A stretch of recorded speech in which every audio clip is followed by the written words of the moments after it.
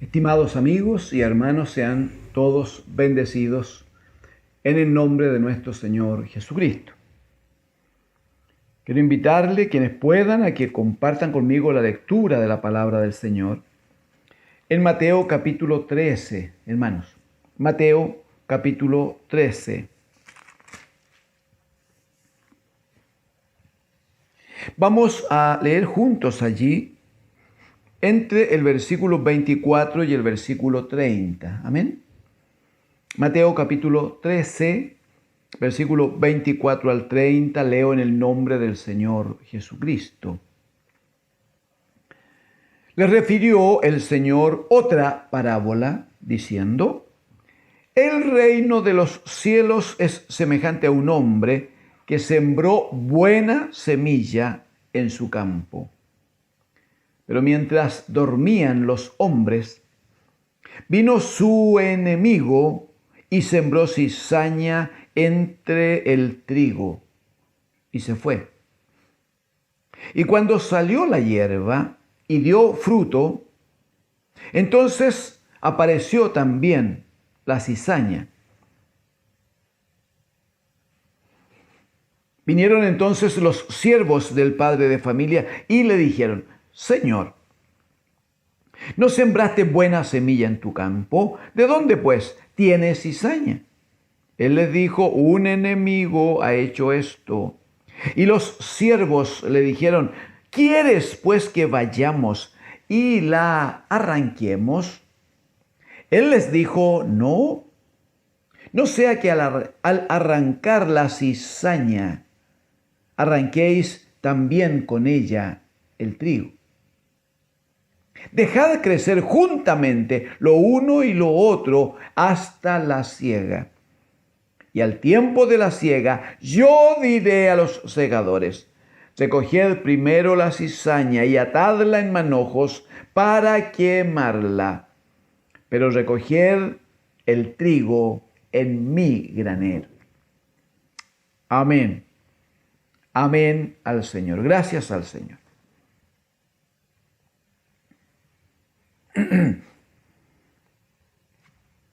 Entiendo que hemos dicho más de alguna vez que durante los 3 años y medio que el Señor estuvo predicando la palabra del reino y enseñando, formando a sus discípulos, Él en forma reiterada estableció, hizo notar que su objetivo, su gran objetivo, era mostrar, era enseñar lo del reino de Dios. Él comenzó predicando. Luego que Juan le bautizara en el Jordán, lo primero que predicó es: el reino de los cielos se ha acercado. Y luego entonces siempre estuvo tratando con los discípulos, inclusive con algunos otros que estaban permanentemente con él. La Biblia habla de un grupo importante de discípulos. Si usted considera, por lo que hemos compartido, estaban los 12, que eran los más cercanos, pero la Escritura nos ha mostrado antes que el Señor llamó a otros 70, que claramente eran discípulos. Él no podría haber enviado a predicar y anunciar el reino de Dios a hombres que no estuvieran comprometidos, que no supieran, que no entendieran la enseñanza que el Señor les había dado. Y esos fueron 70 enviados de 2 en 2. La Escritura dice en Hechos capítulo 1 que cuando se reunieron después que el Señor asciende a los cielos, dice que se reúnen en un aposento alto y dice que habían como 120 hermanos. 120 hermanos que participaron, no hay duda, de estos 40 primeros días en que el Señor dio pruebas indubitables, dice, de que Él había resucitado de entre los muertos como testimonio, como apoyo a la fe de los discípulos.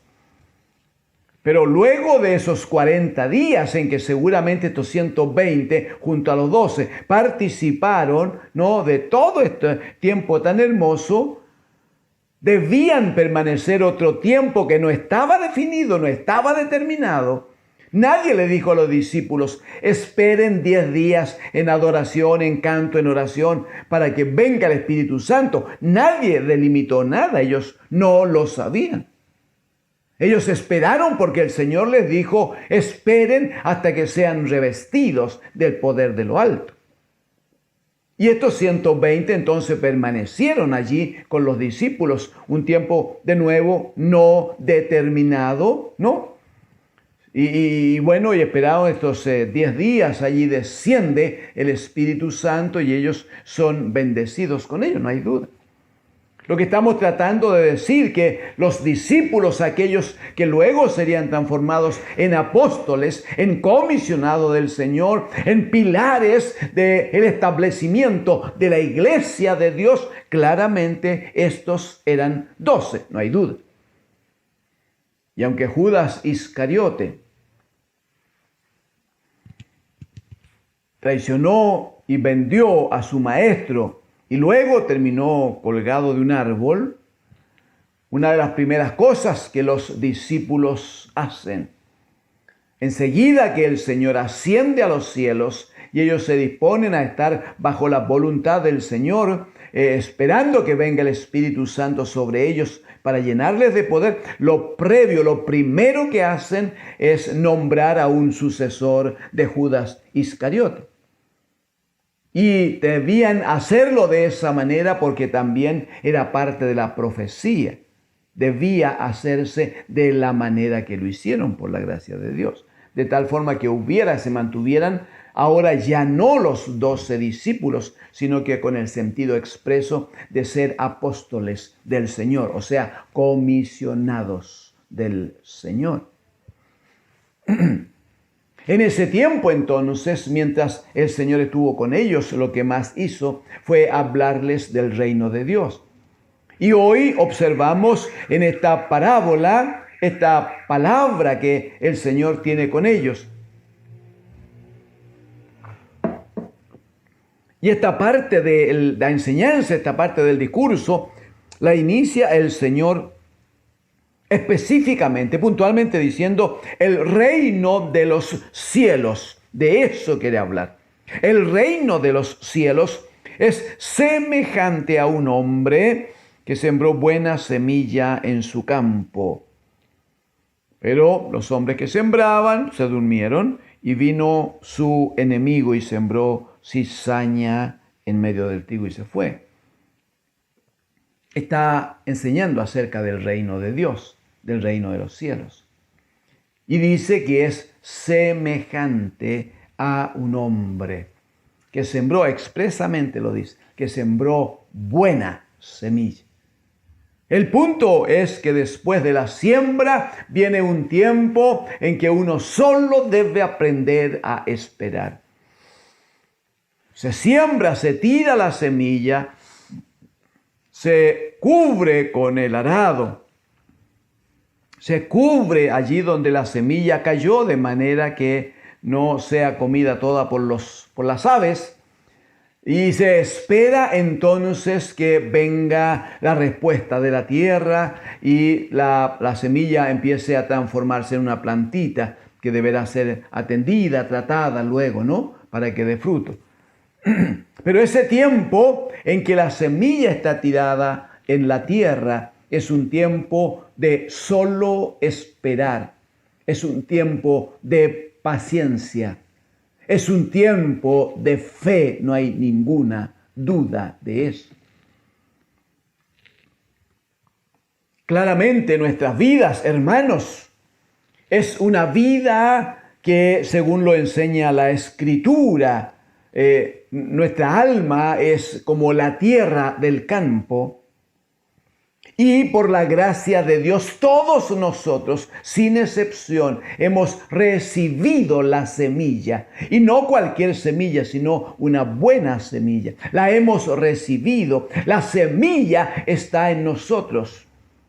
Y a veces uno quisiera apurar el proceso y quisiera que un hermano tuviera mayor manifestación de gracia, que un hermano actuara pronto de cierta manera, que una hermanita se mostrara más eficiente en alguna actividad puntual y uno quisiera ver a uno y al otro así como activos, como yendo adelante, como dando frutos. Pero el Señor dijo a los discípulos que el tiempo y las sazones están en la sola potestad del Padre. El apóstol Pablo habla de la fe que tiene el labrador, que tira la semilla y pasa un día y otro y el que sigue y el otro. Y aunque no ve nada, sin embargo dice que con esperanza el labrador trabaja la tierra. Él entiende que hay un proceso que no es visible, no es notorio. Él entiende que hay un trato de la soberanía de Dios que se produce bajo la tierra y que está operando entonces en aquella semilla para que deje el cuerpo temporal, para que deje el cuerpo con el cual fue sepultada la semilla y se transforme en un nuevo cuerpo, tome un nuevo cuerpo, un cuerpo que va a producir, un cuerpo que va a estar lleno de vida, un cuerpo que dará fruto en abundancia. Como dijo el Señor, 30 por 1, 60 por 1, 100 por 1 significa que de cada grano habrá 30 o 60 o 100 granos en cada caso. Bendito y alabado es el Señor, amados hermanos. El punto es que el Señor dice aquí en la parábola que un hombre tomó buena semilla y la tiró en el campo, la tiró en su campo. Pero vino uno, cuando todos dormían, vino uno que tiró cizaña sobre la semilla. Y siguió pasando un poco de tiempo. Y hay un minuto en que empieza a aparecer la plantita, que es producto de la buena semilla, pero junto con la planta aparecen también las matas de cizaña. Dice que crece antes la cizaña. ¿Cómo no? Crece antes, claro. De hecho, los trabajadores de este señor, de este rey, de este hombre adinerado, los trabajadores dicen dos cosas. La primera, Señor, pero ¿acaso no sembraste buena semilla? Y sabían ellos que había sembrado así. Y lo segundo que le dicen, Señor, entonces mándanos, permítenos que nosotros vayamos y arranquemos la cizaña. Queremos arrancarla. Porque no queremos que la cizaña crezca junta con el trigo, no queremos que se confundan. Más aún, seguramente dijeron, hay un riesgo aquí, que si la cizaña crece, podría incluso ahogar el trigo. Señor, tú nos autorizas y nosotros vamos y arrancamos la cizaña.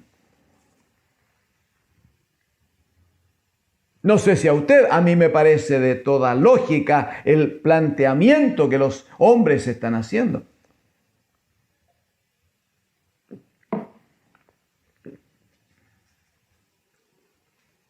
Nosotros habremos usado alguna vez el proverbio popular que dice que no hay que dejar para mañana lo que se puede hacer ahora. Entonces, mientras antes procedemos, decimos nosotros, entre otras cosas, porque nosotros estamos llenos de inseguridades por nuestra debilidad. Entonces quisiéramos resolver el tema ya, quisiéramos acabar con la preocupación. Quisiéramos estar seguros de que el resultado va a ser el que nosotros esperamos. Nuestro bendito Dios y Padre, en Cristo su amado Hijo, actúa de un modo distinto casi siempre. Recuerde Isaías 55, porque mis pensamientos no son vuestros pensamientos, ni mis caminos vuestros caminos, dijo el Señor. Cuando los trabajadores le dicen, Señor, permítenos que vayamos y arranquemos la cizaña, el Señor les dijo, no. ¿Y por qué no? Porque hay un peligro mayor. No sea que al arrancar la cizaña, estoy en el versículo 29, hermanos. No sea que al arrancar la cizaña, arranquéis también con ella el trigo. El trigo está recién creciendo, es un trigo nuevito. Es una planta nuevita que no tiene todavía una tan buena raíz. Cuando el trigo está maduro, no sé si todos saben, cuando el trigo está maduro, uno pretende arrancarlo, pretende quitarlo y lo más probable es que la mano se resbale por por el cuerpo de la matita, no, se resbale, algunas veces corta incluso, pero es muy, muy, muy difícil poder arrancar una mata de trigo. Me parece que es casi imposible con simple fuerza humana. Eso requiere, creo haberlo visto alguna vez, que una vez que es cortado, usted sabe que el trigo se corta a cierta altura. Una vez que es cortado el trigo, entonces queda toda esa base, ¿no? Apoyada en la raíz. Está todo seco, pero está la raíz allí.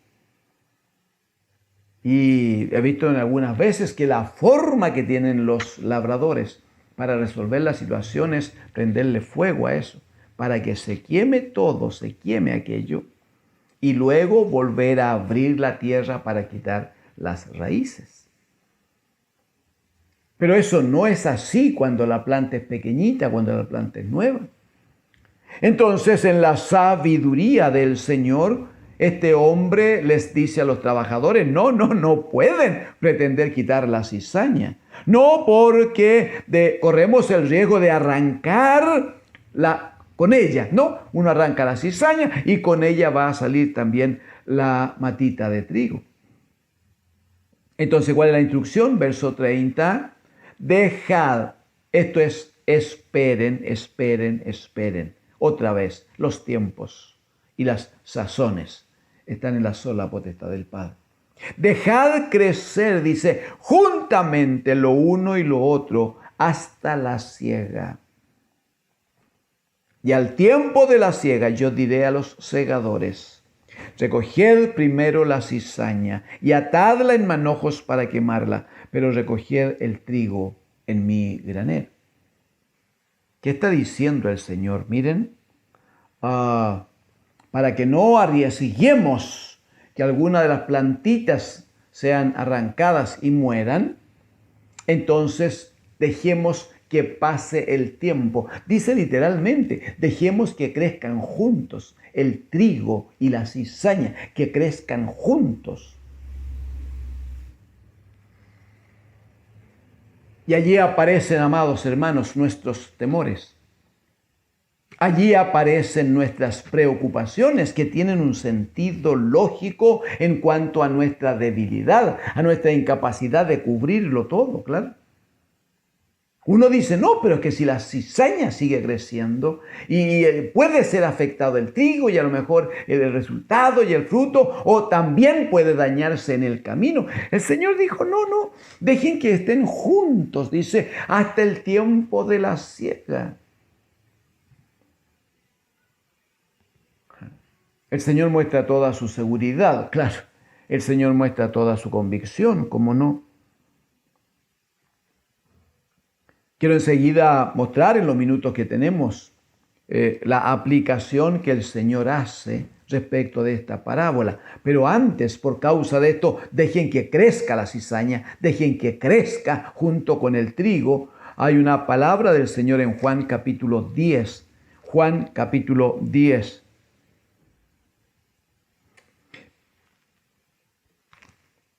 Aquí va a hablar de ovejas. Pero me parece que usted puede y no comete pecado si momentáneamente cambia la palabra oveja por trigo. La oveja es un animalito que debe ser cuidado, debe ser atendido, debe ser protegido. El trigo es una planta que debe ser cuidada, atendida, protegida. La oveja necesita de su pastor, el trigo necesita de un labrador que esté cerca suyo. No cometemos pecado si la usamos para explicarlo de fondo. Verso número 27, Juan 10, 27. Dice, mis ovejas oyen mi voz y yo las conozco y me siguen. Verso 28, y yo les doy vida eterna a las ovejas. Yo les doy vida eterna. El Señor dijo acá en Mateo capítulo 13, verso 30, que cuando llegue el tiempo de la siega, yo ordenaré recoger el trigo en mi granero, en sus bodegas. Eso se llama vida eterna, por si acaso. El Señor habla de las ovejas en Juan capítulo 10. Dice el verso 28, yo les doy vida eterna. Pero mire cómo sigue. Y no perecerán jamás. ni nadie las arrebatará de mi mano.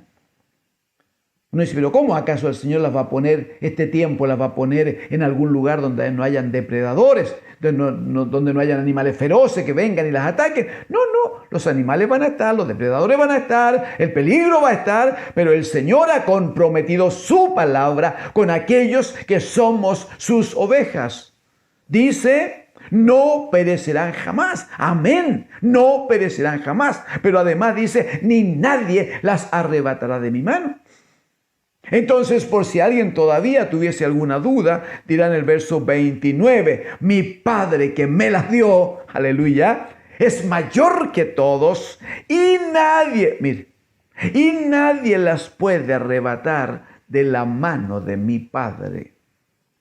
Usando, juzgo yo, una profecía de Isaías 49:16, que dice que el Señor dice, yo les tengo esculpidos en la palma de mi mano.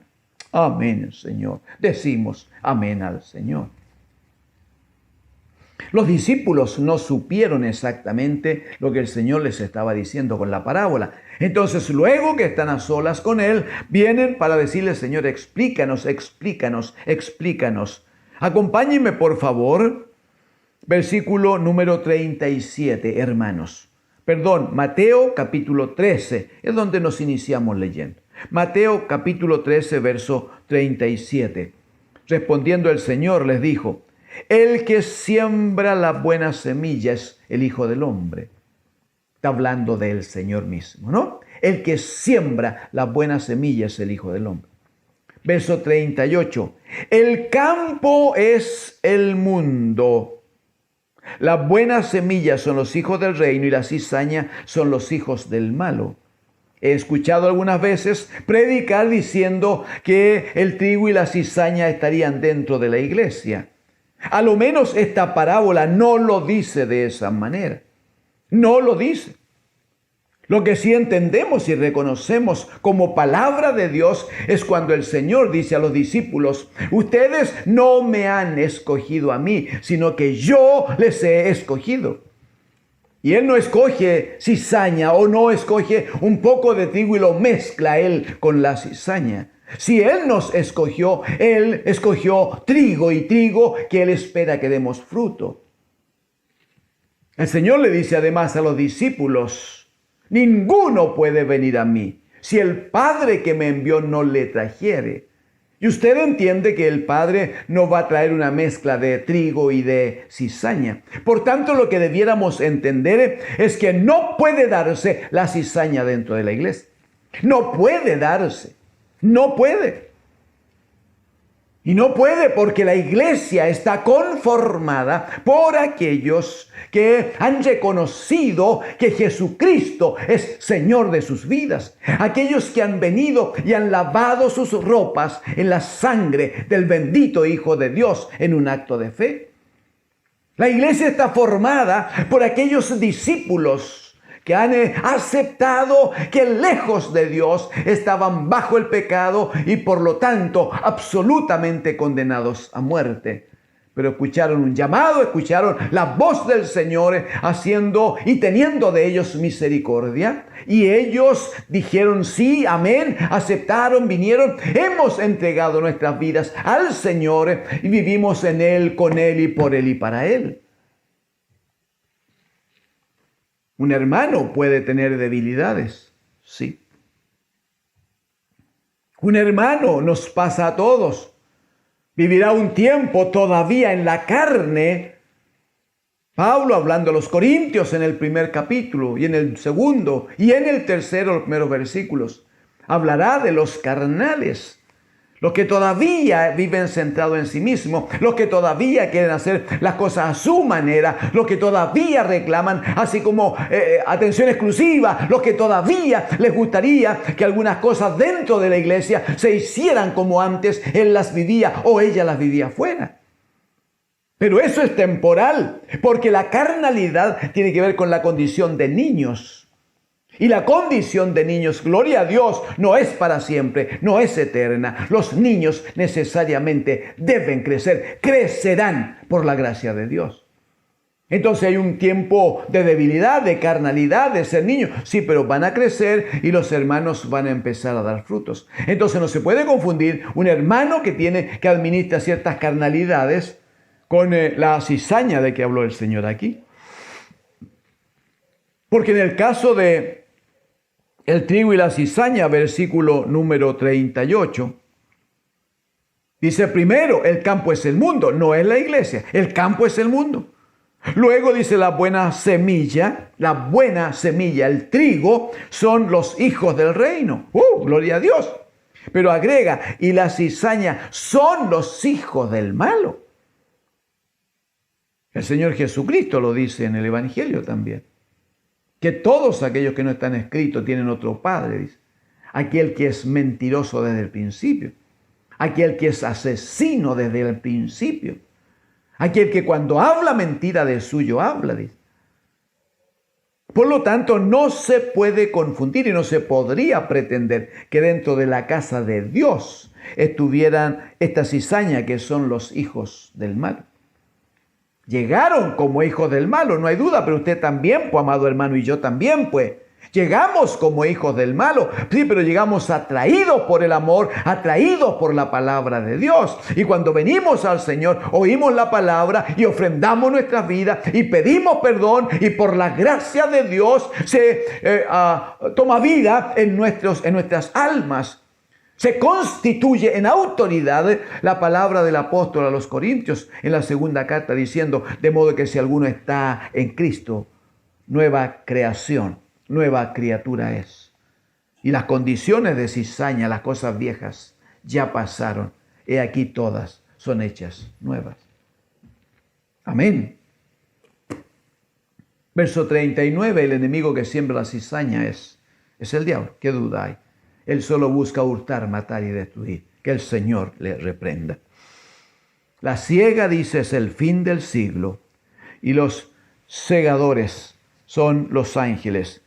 De manera que como se arranca la cizaña y se quema en el fuego, así será el fin de este siglo. Verso 41. Enviará el Hijo del Hombre a sus ángeles y recogerán de su reino a todos los que sirven de tropiezo y a los que hacen iniquidad. ¿A uno le parece, amados hermanos, que tanta gente que nos afecta, que afecta a la iglesia del Señor, que afecta el funcionamiento de la iglesia, que afecta los bienes de la iglesia? Gente que se levanta bajo manifiestamente el espíritu de Satanás el diablo. Gente que claramente son hijos del malo, como aquí lo dice. Actúan en contra de la iglesia, en contra de los hijos del Señor, y uno les observa y dice, y a ellos les sigue yendo bien.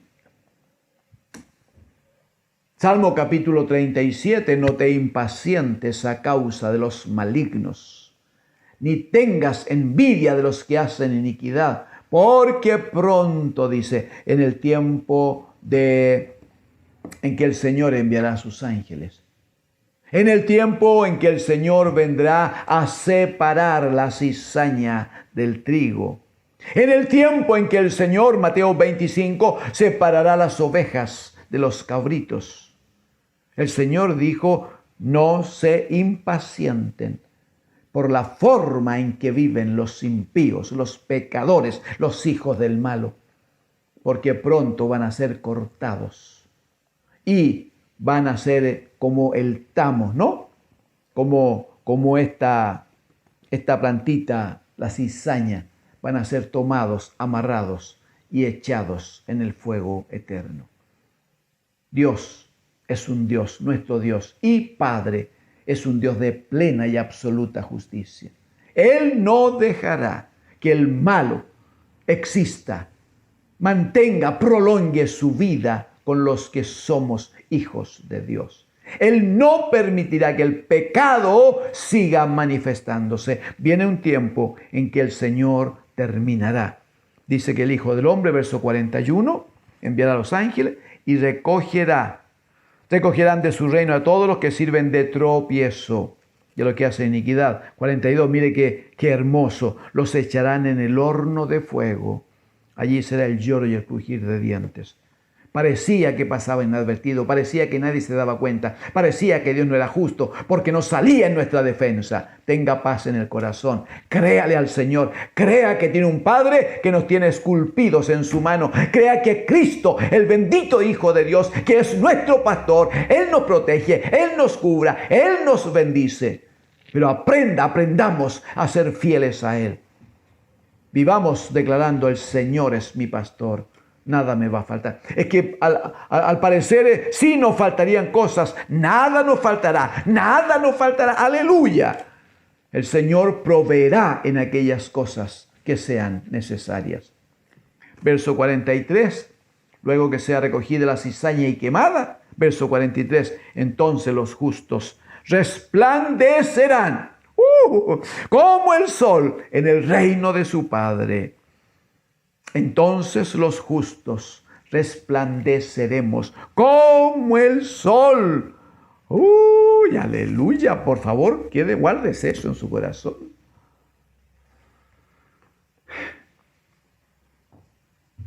No puedo prolongar esto, pero Pablo dice a los filipenses que cuando Jesucristo el Señor venga, dice que Él transformará el cuerpo de la humillación nuestra en uno semejante al de la gloria suya.